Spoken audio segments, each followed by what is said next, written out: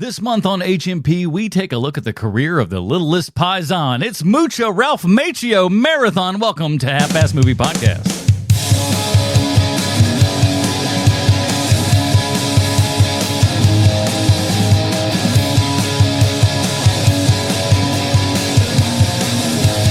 Ladies and gentlemen, welcome back to Half-Ass Movie Podcast, a show where we put together a half-ass theme as an excuse to watch movies. My name is Adam Portress, and joining me today, he's swooping back his pompadour as we speak. Sweet Sean's a Kovacs from the internet. Yo no quiero más Macchio.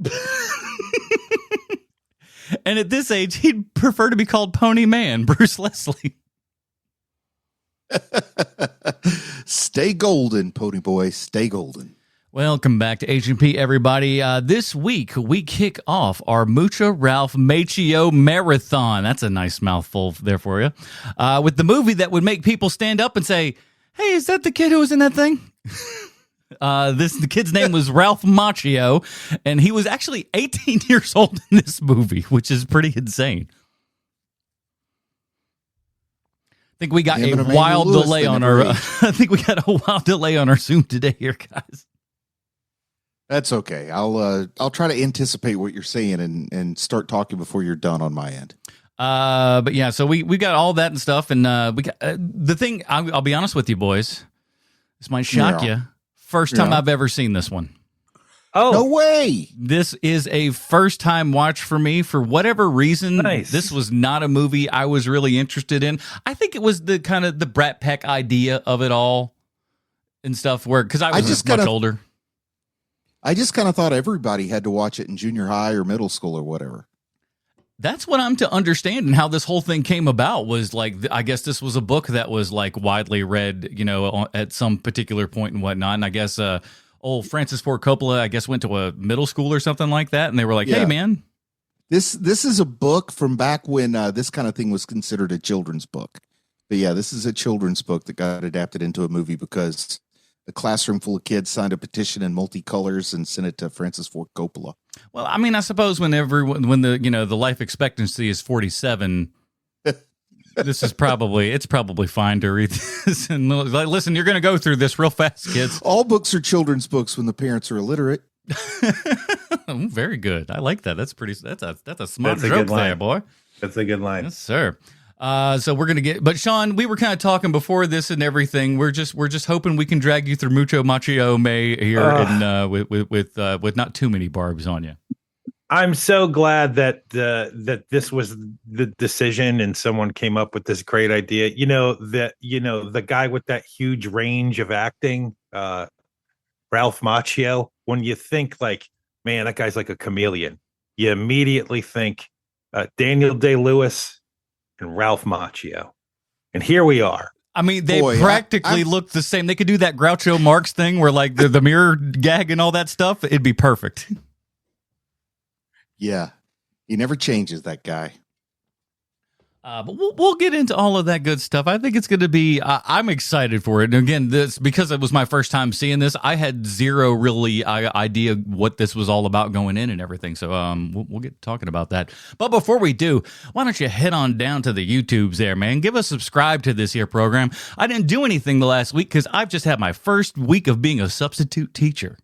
We didn't even talk about that in the pre-show. But so I've been trying to figure out how to balance a little lifestyle and then be able to still. I've written videos, but I haven't recorded them yet. So I've written, but no recording. So we're going to hopefully get to that. Bruce, it's like Adam is growing up in front of our very eyes. I just want to know if you got to dissect any frogs, buddy. No, not yet. Most of my day is pretty much. Guys, can we get quiet, please? Quiet down, please. Thank you.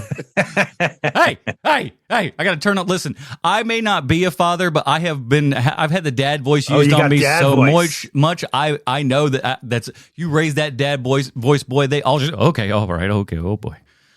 And so again, also watching this and seeing, because I'm substituting for middle school, so I'm looking at kids that are about this age, and so watching this thing, I'm just like, these kids wouldn't last 5 seconds in this world.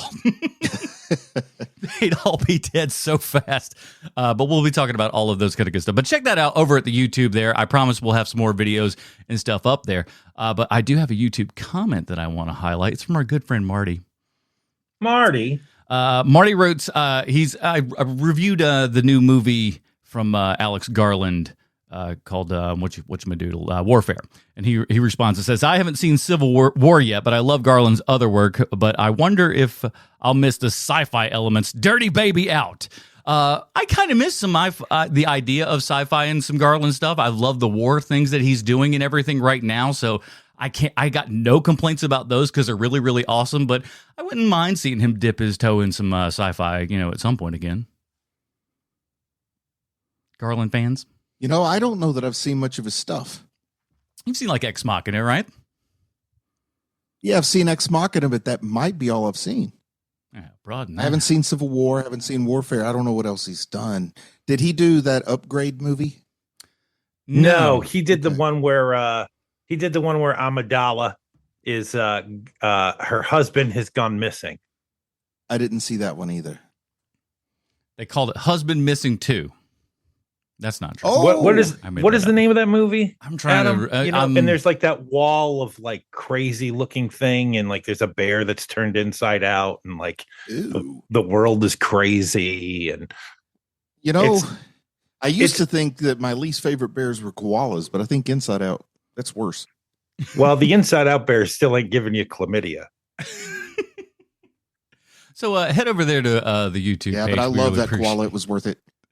Comment on the stuff. We really love all that kind of good stuff and whatnot, and we appreciate it. And of course, if you really love the show, head on over to patreon.com/HMP. Pre-show, post-show, Dinger Zone, and Dinger Zone. Man, we finished up with the Daredevil 30 questions. Now we're on to Andor 30 questions.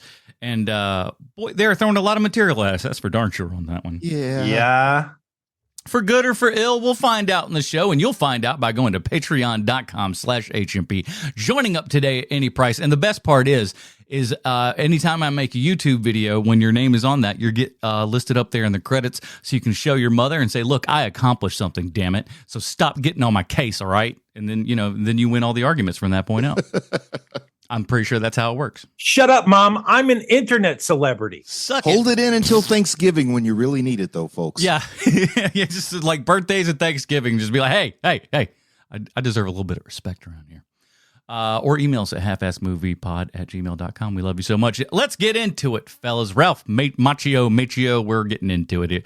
Here's the IMDb plot line for The Outsiders. As we know, IMDb always 100% correct in everything they say and or do. In a small Oklahoma town, I did not know Oklahoma, by the way. Boy, oh boy, I've been to Oklahoma. Ain't nobody sound like this. Let's start over here. It's almost like everyone's overacting in this thing. What? Right? No. Yeah, I would have sworn it was Texas. In a small Oklahoma town in 1964, the rivalry between two gangs, the poor greasers and the rich socias, heats up when one gang member accidentally kills a member of the other. This is written by, I forgot to write their names in here, so sorry about that, fellas. But directed by Francis Ford Coppola, who, of course, did The Godfather, The Conversation, Apocalypse Now, and, of course, Jack and his crowning masterpiece, Megalopolis. Starring C. Thomas Howell, Matt Dillon, Rob Lowe, Patrick Swayze, Emilio Estevez, Tom Cruise, Diane Lane, and the one and only Ralph Macchio. Bruce, this, I feel like of all of us, this movie holds, a special place in your heart the most. Now, I'd admittedly seen, I said I've never seen anything before, but what were your initial kind of thoughts when you saw this movie? Oh, yeah. I mean, this is, I always thought of this as kind of a classic. It was my introduction to a lot of the people in this cast. And, I really, really related to the dichotomy. I kind of related to the greasers here. I grew up on the wrong side of the tracks in a town that was about 30 years behind the rest of the world. So it all kind of felt a lot like this. I would carry a knife in my back pocket for protection from an early age. And I just, I identified very, very strongly with Johnny and Ponyboy. And then I love the idea of a totally insane dad naming his kid Soda Pop. Yeah, I mean, that was one thing that I was kind of surprised with. I was just like, okay, these are some, because again, one of the things you hear a little bit about movies, you can't help but, grasp a little bit here and there. So I thought, Yes. all of these have got to be like the nicknames, and they go specifically out of your way to go, nope, Dad was a wacko. just named her kids some wacky things, which is hilarious. Especially for like the, what would have been the 50s when he did it. Yeah, and that's true to the novel that S.E. Hinton wrote. I'm sure it won some kind of like Caldecott medal or whatever the heck they give to, or Newbery medal. I think that's the one. Newbery is what it would get. But I'm sure it won. She got a some kind of awards Scholastic and Book stuff. Fair award of some sort. We're sure. Yeah, I think it's for a long time. Most public school curriculums had it required reading around 7th grade. I know the local schools, my kids all had to read it in middle school, and of course they watched the movie. And I think when you are a little bit younger than these characters, it's really impactful. But when you're like the guys in town complaining about these kids running around making trouble, maybe you don't like the film as much. So I'm curious to hear how it struck with you, Adam, because I don't know if my relationship would be the same if I hadn't been 13 when I saw it. Yeah. And all my friends saw it at the same time, and we all liked it and talked about it and had fun with it. I mean, I grew up in a small town and everything, and we had the closest that we had to something like this was the kind of two different main neighborhoods in town and everything. We had your Airwoods and your Forest Hills, and they each economically we were all pretty much about the same, and everything, but everyone thought the other one had more money. And it's and the fact is, they were all just middle class for the most part.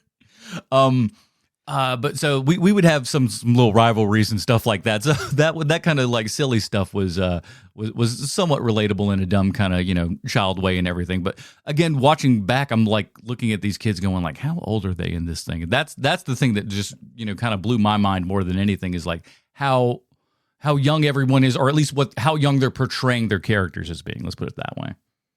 And much like the cast of this movie, the town I grew up in had no minorities in it, so I could probably relate more to this than somebody from a bigger town where this just doesn't look realistic. Yeah, and see that mine was kind of the opposite because we were kind of we were about 48% as far as black and white goes, in my town and everything. So and it was funny. My cousins years later went "Oh, you went to the black high school?" I was just "Did I? What now?" Really? And then when I looked at it, I was just I mean, I guess maybe I did, but it didn't feel any different to me. It felt like the town that we were in. It was just I don't know. I've known these. I pretty much grew up with the same group of kids from K or 1 through 12. So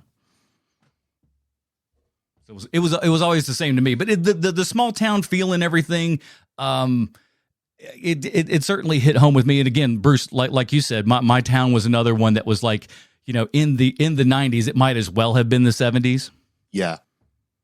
So definitely a lot of that stuff going on. Sean, what was your kind of first exposure?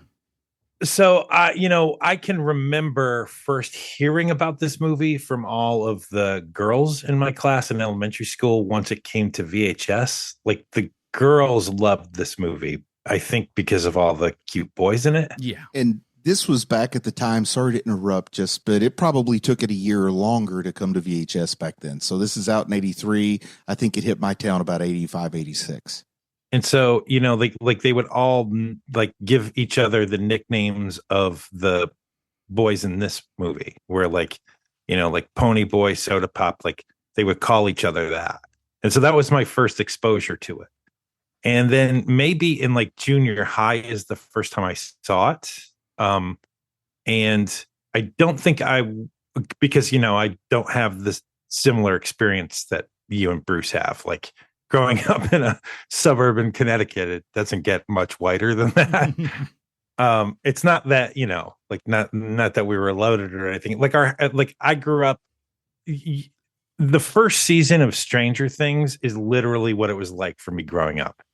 That is exactly what my days and weeks were, except for no Dungeons and Dragons for me, but everything else is the same. And you were a Pathfinder guy. We were constantly, I don't know what that means. I'm guessing that it's sort of like off-brand D&D. Oh, okay. You're a GoBot guy. Oh, right. Okay. Now, see, that's how you relate it. There you go. Know your audience. You gotta talk to the natives in the language with which they understand, son. Why isn't my Pathfinder joke going over well? 10 years of working together. That's my takeaway. You're a GoBots guy. I am a GoBots guy. I love the GoBots. The cartoon is stupid, but the toys were way better. No one remembers that anyway. moving on. The so like, you know, in 7th grade, 8th grade is when I first saw this movie. And, you know, like I don't think I was old enough for it. Like I didn't understand that this is like the way that people could have lived in the 50s. Like I didn't understand that part. It was like, so everybody's Fonzie. Like I think that's probably what I took away from The it. Outsiders, a group full of Fonzies. That's what I thought the first time I saw Lords of Flatbush, which actually had Henry Winkler in it. But I was a teenager maybe, and I thought, wow, it's a bunch of Fonzies. These are all the Fonz's sons. See, that's how this movie works. And then I saw it again in college, and you know it's a different experience, and I was a much more enlightened person, and like I get why people like this movie so much. Like for instance, my youngest daughter, this is one of her favorite movies. My takeaway from this, to answer your question though, Adam, is that whoever the casting director for this movie is, if they hadn't won an Oscar, they should have, at the very least, worked for as long as they wanted to after casting this movie. Because honestly, when you look at this movie, like at the time, like think of the era this movie was made in. Every single main character in this movie went on to bigger, better things. And the weirdest part is that the main character in the movie, at the time, you would have, if you were a betting man, you would have bet that C. Thomas Howell would have a gigantic career watching this movie, and he just didn't. You know, he didn't. Burned brightly, but he burned out quickly. He did, and you know, I'm guessing that things like starring in Soul Man didn't help him, which is a movie that does not exist anymore. It's right there with your collection next to Song of the South, but like. He just, you know, everybody else in this movie just had these amazing careers, and this is the first thing 90% of them were in. I mean, when you see how small Tom Cruise's role is, it's just, I don't know. There's something really like you're witnessing. Wow, they don't know what they've got here. They're just, and he's doing a good job at his small part. I think he's just kind of a cool experience. It's like opening up a time capsule. He's also not the most handsome boy in this movie. I mean, I think that goes to Rob Lowe. Yeah. So, but also the one thing that you can tell there's two characters that really do it, but like Tom Cruise is the big one there. But like the way he moves, he doesn't move like the rest of them do. The rest of these guys, when they're walking around and joking and stuff, they're moving like actors. Tom Cruise is moving like a dude. Like the way he's moving around and how he's just like how his actual body movements are and everything. That's what an actual person does. These other guys are walking like actors, and it's real. It's so bizarre to kind of see little tiny things like that. And Macchio is kind of the same way too. Macchio again is probably the most naturalistic person in this entire movie. Now, I would say I may not agree entirely. I'm on the record many times saying I'm crazy about Swayze. So I think Patrick Swayze is the one who seems most at home in this small town in Oklahoma. I'm okay on Swayze. I'm not like, I was never like against, but I've never kind of quite championed it the way, you know, a lot of Gen Xers do. I don't know. He's the only actor who never made a bad movie. I'm sure he did. I don't know. That's insane. That's insane. Oh, my word, what sir. An insane thing to say, sir. Clearly, you've never seen Next of Kin or Black Dog. No. Next of Kin was filmed in the city that I used to live in that I had my Outsiders experience, and I'm not making that up. Black Dog was shot in the other city you lived in, Charlotte, North Carolina. Yeah, or Huntington, West Virginia. But they shot the train scene of Next of Kin in literally across the street from my house at the tracks of which I lived on the wrong side of. That is not a good movie. I loved it. Ben Stiller in a breakout role. Okay. Ben Stiller is in that movie, I promise. I don't remember. I'm sure he is. Yeah. He's like random gangster henchman. Oh my God. He's 5'4". What? Liam Neeson is in it. Oh man, it's great. Yeah. That is a redneck. That is another thing watching this movie too, is just kind of like seeing the relative size of everybody. Yeah. And Francis Ford Coppola doesn't shoot them big. at all. Like if you look at a lot of their other movies and stuff, you think Tom Cruise is damn near 6 feet tall, the way we're shooting him and everything, but he ain't. And when we throw up against everybody else, it's like, oh shit, Swayze's short. Everybody's just a tiny little man. It's so cute. But yeah, when you live in a small town and you're like, I don't know, maybe 12 years old, when you can stand on your porch and see Helen Hunt and Patrick Swayze, you end up liking the movie no matter how it turns out. Again, this, as far as a Francis Ford Coppola movie, what do we know? What I didn't get to the point. I tried to get Ralph Macchio's book. He didn't mention much about The Outsider, so then I grabbed Rob Lowe's book, and like I haven't gotten to The Outsiders part yet. So I'm just like I'm swimming around here. I do some Rob Lowe stuff's very interesting. I'm almost like like 3 chapters in. I'm like, we need to do a Rob Lowe month, man, at some point. Yeah, maybe in May. Maybe this May. Maybe this May. No, it's not too late to shift gears. It is not too late to shift. We are on the road. I feel bad because gun to my head, other than Wayne's World, I don't think I could name another Rob Lowe movie. Man, what about everything that he did in the 80s? The thing is, like, I can't remember which he was in and which he wasn't. Exactly. It's like it's just sort of randomly naming movies that are plausible he could have been in. I tell you what, though, he might be a horrible person, but this audiobook's making me go, he might not be a bad guy. I kind of like him. I think Sean, for some reason, I think you kind of turned me around on Rob Lowe a little bit. Aren't you a fan? I am. Because he was terrible, 40 years ago, 35 years ago, but he turned it around. Like he became a better person. And what more can you ask for from someone? Right, Portress? I really enjoyed his character on Parks and Rec a lot too. So yeah, he's of course, man. How do you not like that character? He's amazing on that show. Yeah, so now I'm definitely a fan now. He also, I don't know who's doing his work, but they are an artist that their work needs to be put in a museum because my God. There are people who know how to like start low and go slow and not overdo it the first time around. I have done some plastics myself, so I really do admire their work there. It's amazing, man. I mean, he is the most natural looking facelift participant I've ever seen. Yeah. When you could say you've aged better than Tom Cruise, you can really say something. You aren't wrong. Wrong. Remember, sorry, he's gone, but like, remember when Swayze would get some facelifts at the end there? Oh my goodness gracious. I mean, he had pancreatic cancer and he was losing weight. I'm not even talking about that era. I'm talking before that era. I wouldn't besmirch him at that point, but there were times when he just was really starting to get into his 50s and stuff. Was like, well, I need a little bit of work, and it would go, whoa. Michael Douglas did the same kind of thing. So, they all did. That's a good comp. I like that. Yeah. You just get to that point, you're like, plugs, maybe. I'm gonna die quick. Make my face plastic. I mean, Swayze gets a total pass from me because of my love of the first Roadhouse movie. Yeah. I was dragged kicking and screaming to see that movie. I did not want to see that movie at all. And by the time I walked out of there, I was like, do I love Patrick Swayze? Like after the first time I saw that movie.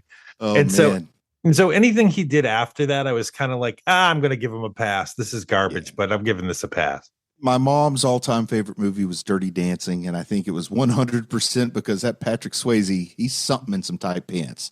Sure. So, you only get one mother. So if she loves him, I'm going to love him too. I don't know. What she didn't tell you she was a bigger Jerry Orbach fan, so... Oh no, that was I tell him it's Swayze, but I stays for Jerry. The only person who ever gave Swayze a run for his money with my mom was Bruce Willis. Oh, that's the only person that's not in this movie, I think, at this point. Yeah, no kid. Well, he was also 30 when this movie was shooting. Oh, that's a good point. Yeah, I didn't realize he was that old. I thought he just had a bad hairline at a young age. No. What are your thoughts on Matt Dillon in this thing? This is a very early Matt Dillon role, obviously. Now, I like things that aren't what typical people like, I'll try to say. So sometimes what I judge is going to seem way out of line to you guys. But I thought that Matt Dillon's performance rose above all the rest here. I think it's really good. I think he's probably... Ooh, I was worried you were going to just berate me for saying that. No. He's on the Mount Rushmore of the cast, and there's a shitload of people in this, so it's not difficult to do. But that's an excellent. I got to say, Bruce, that's an excellent point. I think he might be the best actor in this movie. I mean, I'm just riveted to what he's doing, what he's saying. His breakdown seems believable. I really believe that he's a what you would call chaotic good. He's got a good heart, but he's broke some laws, and he really seems to care about those boys. You know, that's an expensive piece of steel he's given him. He gives them a revolver, tells them where to go, goes and checks on them. I mean, this guy has a good $50 heart, in 1950 something. You know, that's a decent amount of change. He's got a great heart, and he wants to actually do what a father should do, which is help your kids not make the same mistakes you did. And I believe every bit of that performance. And I think that he also is not as mumbly as some of the rest. And he also doesn't sound like he just read his lines 15 minutes before they said action, like Emilio Estevez. So I like him a lot in this. Now, okay, let's talk about Emilio Estevez, because all I can see in this is him. I just see Charlie Sheen, or not, the old dad, man. Yeah. Ramon, yes, Ramon Estevez. I'm seeing. I can't remember his state. Martin Sheen. My brain was having a nap too. So I just see Martin Sheen in like Badlands. He's just doing like Martin Sheen in Badlands kind of thing or something like that. Except for Martin Sheen's great in Badlands. Oh no, I'm not saying he's doing it as well. Come on now, let's not not go overboard here. I'm just saying that's what he's attempting to do. Is like, my daddy did this one, I'm gonna do this one, and it's like, nice attempt, Emilio. It's it could have been worse, but I kept seeing, I'm just looking at his face and I'm like, there's Martin. Whenever I look back at Emilio Estevez performances from the 80s, specifically the late 80s, when he got like ridiculously hot around the Young Guns time, I don't get it. Like, I don't know what we were thinking. I really don't. Maybe you do, Sean, but I don't see why I thought he was so cool back then. He looks like a skull. He kind of looks like a kid. There's the weird thing in the 80s that you know how Mike Myers loves making fun of celebrities from the 70s who were ugly and they were famous, and the public was I kind of like to do that too, so I definitely remember that about Mike Myers. And so it's kind of the same thing, I think, with a lot of people in the 80s, where like, and Emilio Estevez is one of those people where it's like, oh, he's around all these attractive people, so he must be attractive too. I don't think, and I mean, he holds himself like he's a cool guy. Yeah. And so that's kind of all you needed. And so good for him. Like if you're dating Demi Moore, like people are going to think you're pretty cool. Yeah. It's the Pete Davidson effect. He was dating Paula Abdul when she was right at the top of her game. That's, that's pretty 1-for-1 to me.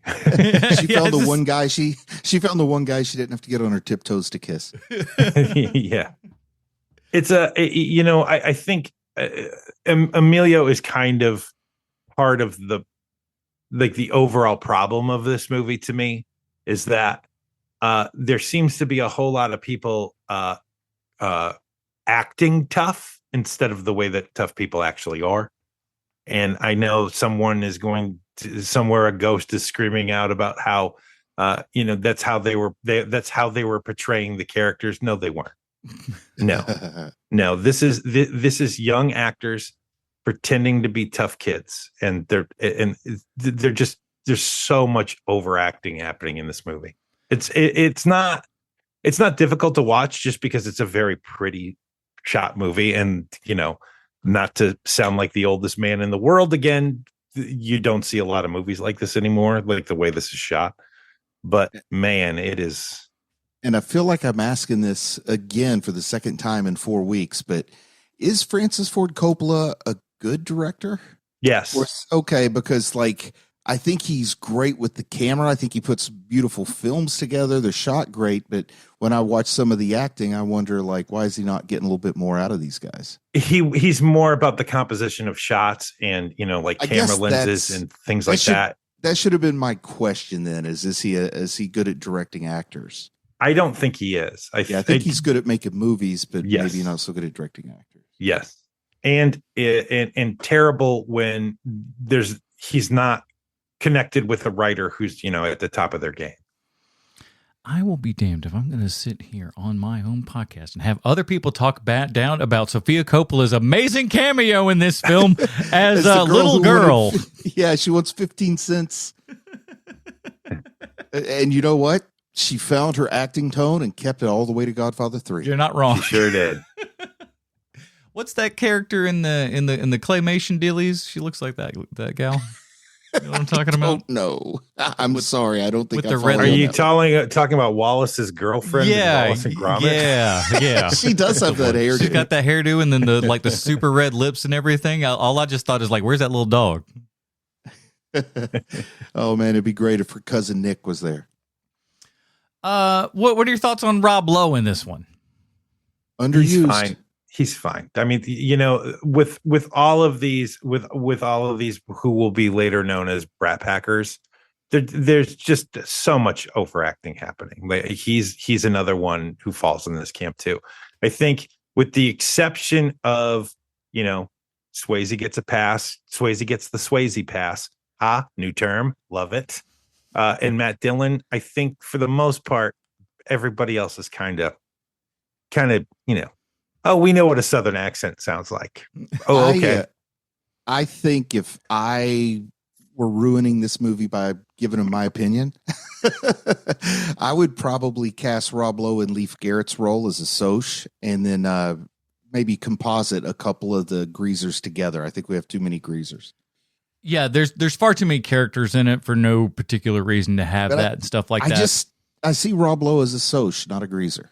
Well, that's if we're honest with ourselves, the majority of everyone who is a greaser is pretty decent looking to begin with here, and like that was the most unbelievable thing of all of it is just like these all would be like. The ugliest one is Emilio Estevez, and he's not horrid looking. He just looks a little bit crazy. He, like I said, he looks like a misfit skull or something.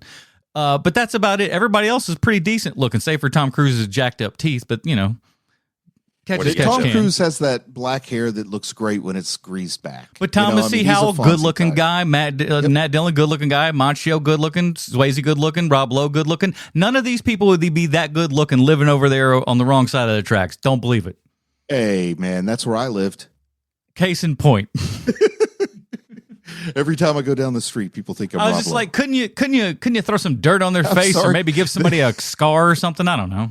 They think I robbed a Lowe's. I misunderstood. Ridiculous. But no, honestly, I didn't realize that like Macchio was kind of like second build in this sucker, and he is kind of next to C. Thomas Howell. He is the main character in this, and I like seeing the two of them go off and kind of have this little adventure. Like, again, I knew nothing going in, so I was kind of excited to see where things would go. Yeah, I think it might have been me and you were talking about this, Sean, like you weren't certain how significant his role was, but I mean, he's kind of the engine of the plot. Yeah. Yeah, he is. And you get the little ghost, the Force ghost talking to Ponyboy at the end. I never thought of it as a Force ghost, but that's hilarious. That's just the term I use for that. I love it. No, it's perfectly fine. But like, I thought the kind of lead up to everything of like just how they laid out everything from your almost like a play with your opening title cards there and everything, just going like, hey, here's all of your players and stuff. And then just kind of launching you into this kind of, 50s almost melodrama in kind of a way here. And it's another, we still feel like we're doing another American Graffiti in an odd way, but it's more people reliving the 50s. But again, it's also an interesting time here where we're having this kind of, transition into like, the rock and roll era, as it were. I think Coppola's trying to make it feel like the movie was made in the 50s with that opening kind of credits. I mean, that's already a very old fashioned way to do it by 83. And I kind of thought it was nice. It was a cool little throwback to a bygone era, a nice anachronism, in my opinion. Sean, are you bored with this style, or is it just okay? It's okay. I mean, I don't hate this movie at all. It's not like it. This is something I would never have watched on my own. But it's fine. Did either of you watch the Fox TV show in the very early 90s that was supposed to be a sequel to this movie? Come on. That does sound like something Fox would do, though. Yeah, that's what launched Jason Priestley's careers. I think he played Ponyboy or somebody, or Soda Pop or something. But yeah, he was one of the main characters on the Outsiders TV show on Fox. It only lasted one season, but as soon as it was canceled, they started 90210. Next thing you know, he's racing race cars. They should make a box set of all of the Fox television shows that like just had like a season and just like put them all out in just like one big box set of like, here's all of our failed crap. It's all the people from Friends. Like everybody from Friends had their own show on Fox at some point. It's before Joey. They were on Friends. Before they were on Friends. I know that I swear I discovered Rosie O'Donnell because she had a weird like Saturday night sitcom on Fox in the early 90s. Like there was some odd stuff that used to come on and I watched it all. That's around the time of was it Herman's Head or something like that? Well, it's easy to do when you're only cruising around 5 channels. Oh yeah. You know, you're just like, well, I guess we're watching this again. It wasn't like I had nothing better to do on a Saturday night. Overall though, we talked about him for half a second, but C. Thomas Howell, I think is pretty good in this. There's a little overacting. You're not wrong, Sean, and you're right, Bruce. I think that we ultimately do need to put that on Coppola's head at the end of the day. When he gets like people that just kind of can do the work themselves, I think they do fine. But honestly, Macchio, I think, is really kind of probably doing the best acting out of everybody in this thing. I really believe that when he is like just sitting in the car, the little bits of business, his glances and stuff, no one else in the movie is doing what that kid's doing. He's putting together a fantastically natural performance that the rest of these cats are not doing. What do you think about that, Sean? Because I don't know if I agree wholeheartedly. I don't. I don't agree. I think that Macchio feels like, I've decided to look down here. And now I'm going to look back up here. Like there's a lot of things where like, if you shot that scene 10 times, it would be the exact same way. Like to me, it feels like there's a lot of hit my marks happening with him in this movie. But no one else is doing any of that though. That's the odd part. I don't know where Macchio grew up, but I get the idea it was in New York and not Manhattan. Yeah. So it might just kind of be like his natural sort of personality just happens to fit this role really well. But just because you sort of are the perfect fit for one role, I don't know if that counts as being a great actor or not. I'm not smart enough to know the answer to that. But I would understand if somebody'd say, yeah, there's a difference. Well, if he would fill in something in his book and not just make his book just about the damn Karate Kid movie, that doesn't help me with the Outsiders there, Ralphie boy. That doesn't help me out. It'd be great if the outtakes from this movie were just all crane kicks to the Soch instead of a stab. I will say this, though. Macchio does say that this movie did not kind of like launch him into anything in particular and stuff. They put together... It took a long time for them to put together, Karate Kid and everything. Once they did, they had this big giant premiere and everything. They brought him there, and like as he's kind of walking around at the beginning, they get like one or two, like, "Hey, you the Outsiders," like one or two of those. But by the end of it, it was just like all of a sudden, the Macchio tide had turned at that particular point. But so this movie itself didn't really grant him any special powers by any stretch of the imagination. Macchio seems like a guy who should have done a lot of after-school specials between 79 and 82. Yes, totally. He's exactly that level of actor. And I will tell you this: I'm guessing here, but I'm pretty damn sure that his New York accent is a Long Island. Okay. New York accent. So again, Ralph does not talk about where he was born and brought up in this damn book. Why do you not start at the beginning of your effing life, Ralph? Why start right when you're like 19 and doing Karate Kid? I got what happened to the first 19 years? Give me one chapter. One chapter. Go ahead. Ralph Macchio he's from Huntington. Yeah, Long Island. There you go. Man, not even Flushing. Oh boy. He is a competent actor. Like he's gonna give you what you think Ralph Macchio is gonna give you in every role, which isn't necessarily a bad thing. It's just that he's always Ralph Macchio, and that's fine. That's totally fine. And as an adult, all of his roles are fine because he's playing a middle-aged guy from Long Island, Right. and he doesn't have to, really stretch much. Right. And no one's asking him to because he's Ralph Macchio. Boys, did They I don't wanna ever get that Miyagi-Do kung fu on him? I don't feel I have, but or maybe if I did, it was many, many years ago at this point. But way back in the day, my mom received a VHS tape in the mail. And Oh boy, we were like, "What is this?" And who knows where it came from or why it came to our house at this point, or certainly why it was addressed to my mother of all I'm people. picturing Jigsaw's face on your TV screen as soon as she puts it in. I'd like to show you a television pilot. The Ring. It might as well have been The Ring, but it was a pilot starring an adult Ralph Macchio. I forget what his job was, but he had some sort of family business. He was a family man and everything, and his brother was played by Andrew Dice Clay. And he was an Undertaker in the story, and that's what was funny is because he did Undertaker stuff. Was this like a thing that used to happen where you would get unsolicited pilots sent to your house? We did this one time. I don't know. I couldn't tell you. We just Man, I wish they VHS still showed did up that. in the mail and said, "Here's this pilot. Fill out the sheet and tell us what you think." I would get so much joy if that had ever happened to me. If you live right, people are going to be sending you a bunch of just blank tapes to your house. Searching for stuff. Come on. Something's got to be on this. The only other time something like that's happened when me and my brother were walking around Concord Mills, it's just like a circle there and everything. So we're just killing time walking around. And this lady pulls us out and just goes like, "Hey, you want to go watch a movie trailer and talk about it?" And we're like, Focus group. Okay, cool. So then they walked us down into the bowels of the mall there and everything in the center of the mall where you weren't allowed to go. And they sat us down and we watched a trailer for Arnold Schwarzenegger's The Sixth Day. Wow. And then I criticized the movie and I was just like, here's what I like about this stuff. Like, you don't realize the good audience that you got for this one. Because I broke it all down for them. Like, this is what's good. I'd never watched the movie, so it shows how well they sold me on it. What a surprise! What a surprise! How much would you want to see? That went exactly how I thought it would go. From the second that you said, "Oh, I was part of a focus group," I was like, "It doesn't matter what the product is. I know Adam's response to that." Yes, I'll go. Yeah, I'll be your guinea pig. What do you want to talk about? I have a question. Why is Conan dressed funny? Listen, it was good work. They didn't give me. It's honest. It's an honest living. It's an honest day's living. And then everyone was like, "Where the heck were you guys?" We were just like, we were in the middle of the mall watching movie trailers, and no one believed us.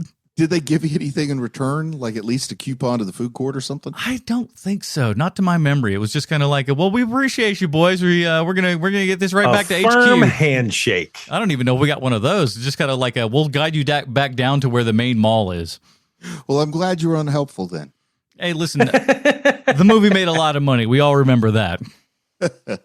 You're welcome, America.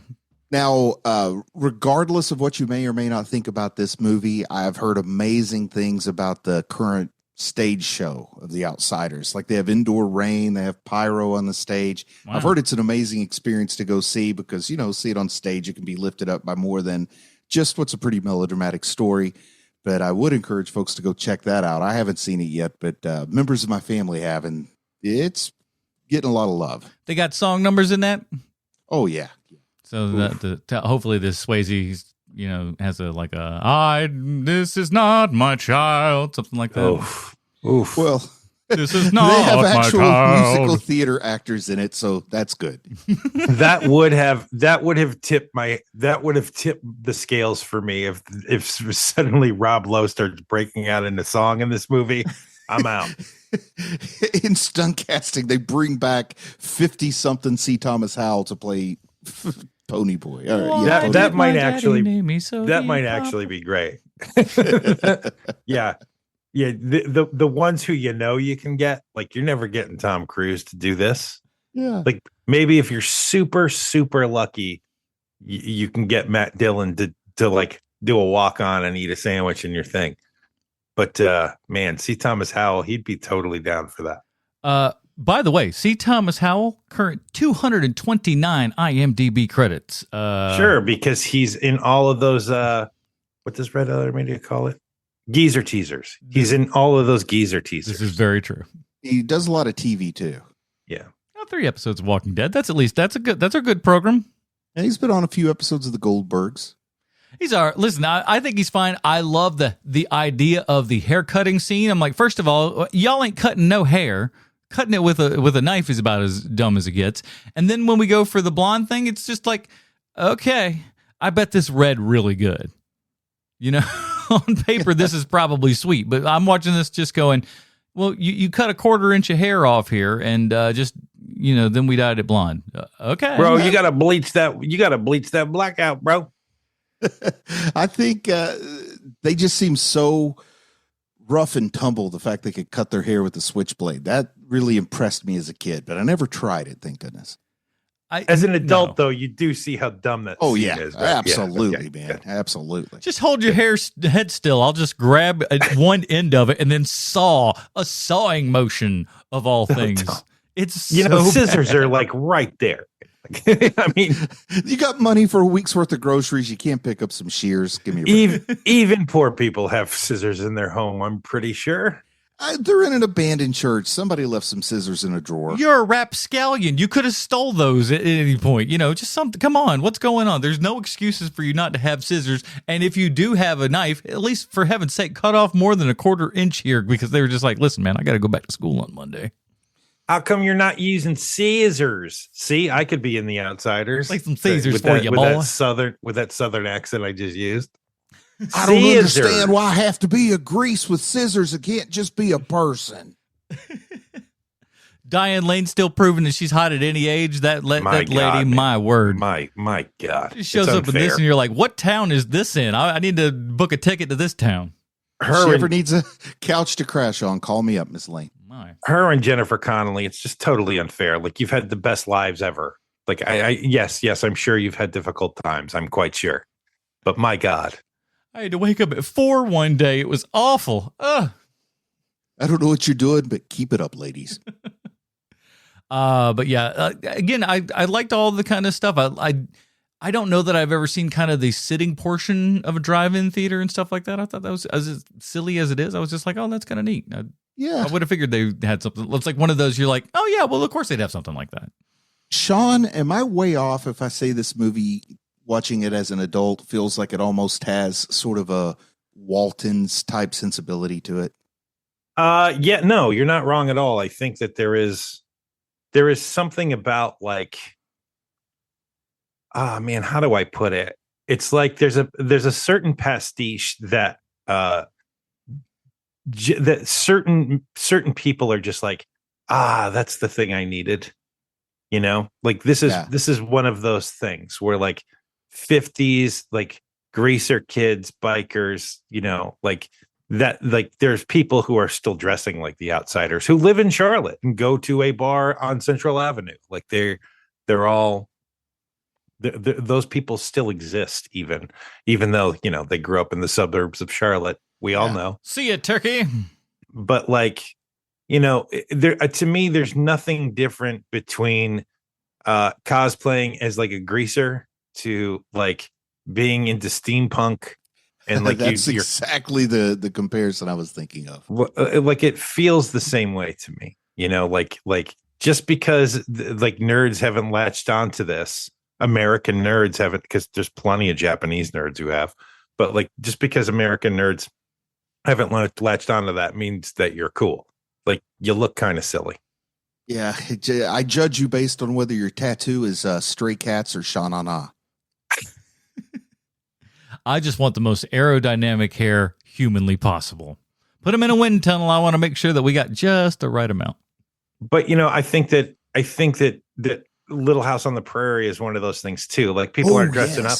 People aren't dressing up as, like, Little House on the Prairie, but there are people who are like, oh, that is the thing that I wanted to see. Now, I haven't seen it firsthand, but I think, like, in the Pacific Northwest, Seattle, Portland, there's a lot of cottage core where people do think it's cool to dress like that. Man. So I think we may have beaten this drum to the skins getting dented. I don't know. Do you guys have more to say? Well, if in this, I can't believe I've talked this much about this movie. I had nothing to say. All right, then. Well, if you had to recast this role of Ralph Macchio in this movie, who would it be? Literally anyone. You could literally put anyone else in this. I'm really who's an actor. I'm really pulling for Scott Baio. You could totally have Scott Baio in this, and it would be the exact same role. Oh, I don't think Baio could act as well. Come on now. Chachi would fit right in. He could totally pull this off, especially at that time when he's not, who Scott Baio turns into later. Like he's, the Charles in Charge Scott Baio. Like before that, like Scott Baio is like, he could totally pull this off. All he has to do is sad Chachi. I mean, that performance would be just fine in this movie. I mean, shit, kid, dude, the kid with the mop hair from 8 is Enough could be this role. I mean, it could be anybody. I don't know. I never watched the show, but like you could throw any kid in this and it would be the same. Now I want Dick Van Patten in the role. I said kid. I know, but I still want to see Dick Van Patten try to be a greaser because the wig would look great. All right. The kid from Mr. Belvedere, Wesley from Mr. Belvedere, throw him in there. He's a greaser now. Wesley. Bob Uecker is the sheriff. Now we're talking. Now we got a stew going. I wrote Gary Coleman because he's also a tiny little guy. You know what? You just picked the one person who could pull this off because he's a black kid. You'd have to be in white face. You could do that. That would be cool. No, that would be cool. What if we got Gary Coleman, we gave him that greaser hair and everything, slick it up real good, give him that Rick James perm and everything? Oh my word, let's do it. I watched a reality dating show on Netflix with my wife that was like filmed in 2025, very recent. And they asked one of the female contestants what her favorite movie of all time is, and she said White Chicks. That doesn't surprise me. Oh. But wow, people are idiots. People are idiots.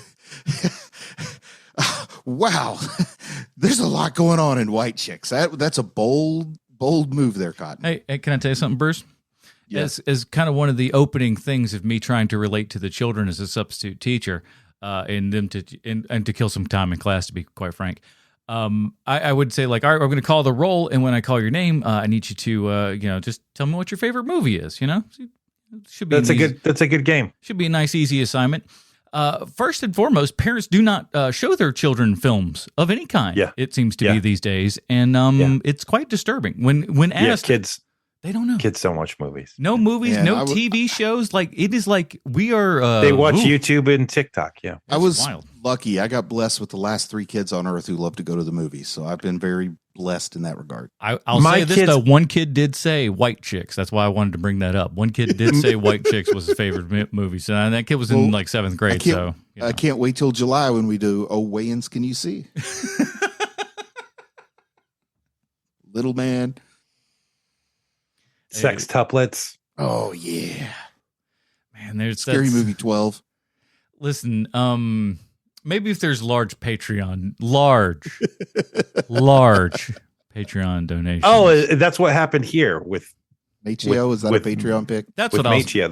That's what we'll go with. That's what we'll go with. It's got to be a Patreon pick or something. It's not. It kind of feels not, like. Wait a minute. One of you two picked this thing. I'm worried it was me, but I don't want to. I want to think maybe it wasn't. I'm hoping it wasn't. Listen, I am taking full credit for this entire month. Whew. If anyone wants to throw the eggs, I am here. I'm not throwing eggs. Them. I'm just glad I don't have to duck. That's all. Fair enough. So in the spirit with which we are in currently, movies only come in 2 forms. They're either art or fart. Bruce, where does this movie fall with you, sir? It's going to be art for me. It's just too nostalgic, maybe too close to the material. I think that there's something to be said. The fact that it still perseveres among, I don't know, multiple generations are still showing it in school, and my kids are still liking it at that early, 12, 13 age. So I call it art. John? I don't know, man. I for the sake of argument, I guess I'll say fart. Like I don't know what to say about this movie. Like it's shot very well. It's shot by people who know how to make a movie.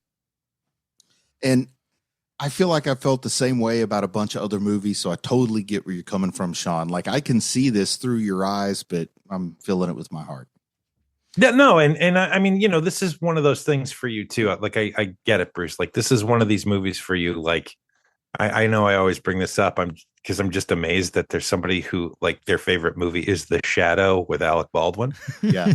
But it has more to do with the memories of her watching that show than Yes. the show itself. And that's probably what this is for you too. So like I'm trying hard not to be a prick about this movie because I know that you like it. Well, thank you. And I don't know how successly I'm pulling that off, but you're doing fine, man. You're doing fine. So like I don't like I don't like I guess this movie's fart just because there's like I don't know what to say to somebody when they're like, would you recommend this movie? And I'd be like, are you a 12-year-old girl? Yes. Did you grow up in West Virginia? Absolutely. But like if you're a fully recognized adult man, no, you're not going to get the joy out of this movie that the other people will. Unless you have a heart like me. And then, in which case, you can kind of just, I don't know, like to me, maybe it's because I just didn't have any idea of really what I was going in for, to be quite frank. I really didn't. I just kind of knew this was the Brat Packy movie. These were the guys that were in it. It was Francis Ford Coppola movie that I'd never seen before. And while it doesn't scream Coppola, there's no mega auteur waving it in front of your face or anything. He does a very fine which I like. Job for this. I like that about this movie too. But let me ask you like this, Adam. Mm-hmm. So if you were in the mall with your brother and somebody pulled you aside and said, "Hey, we want to take you to see a trailer. And you guys are going to be a focus group and tell us what you think about the trailer after you're done." They pull you in, and that trailer is for The Outsiders. Okay. What do you think you would say to that person after you saw it? I'll be honest with you. I'd be curious to see what the trailer would be and how it would try to sell this movie and stuff. But on surface level, if I was to venture a guess, certainly let's call it the age I was brought back there. I'd probably be like, why would I want to see this? It is. Yeah, it's a bunch of pretty boys pretending to be tough guys. So yeah, no, right. I get it. I mean, you ain't wrong. But I guess like for me, it was just. I guess part of it was seeing all these guys, kind of before their big, breakout star that is hits cool. And everything, which I think is amazing. I have downplayed that this episode. I do think that part's really cool. Like for that part alone, it's worth it for that. Like, oh shit, that's what Tom Cruise looked like before he got his mouth fixed. Swing a stick, there's a superstar on the screen. It's wild. I think that's probably 60 to 70% of this film's legacy, but sure, you take the whole package. Yeah, and whatever for the book that was based upon, and you add that kind of factor in there and stuff, and then surely that's bound to give it a little bit more prestige as well with the name of Francis Ford Coppola being attached. So it's got a lot of things in its favor. S.E. Hinton, the lady who wrote the book, she plays Matt Dillon's nurse. She has a small cameo. Oh, she's the one that's like, let me get you out of them jeans, boy. Yeah. Was that? Oh, maybe that's the extended cut that I watched. Yeah. For me, this is art. I enjoyed it. I had a good time. Like I said, I'd never seen it before. I'd like to watch in subsequent views and give it some time and stuff like that and come back to it. I agree with Sean though. There is a lot of overacting and stuff in this, and it's not always great. But again, I'm also oddly enough just taking the Francis Ford Coppola of it all together and with that time as well, because it's like it's just kind of, he just lets them go and do what they're going to do and go like, well, that's a smart acting decision, I guess. No, not necessarily. You can do a take two, Francis. You I know you're cheap, but my word.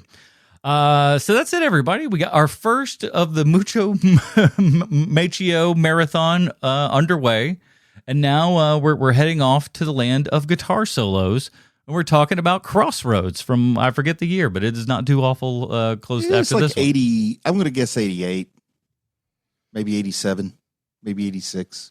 So we're talking 86, actually. There you go. I kind of had it down here in my notes at the end, but yeah. So Crossroads from 1986. We'll see that and.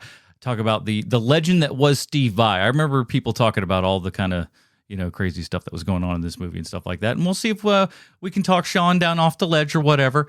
I'm going to be at the high seas the next week, everybody. So pray that I don't drown. Or some of you may be praying that I do drown. So you better stop that. Don't do that. That's mean. They're not listening, those people. That's true. That's true. They would have tuned out long ago. They're like, oh, he's still yapping. We're not watching this. Quit.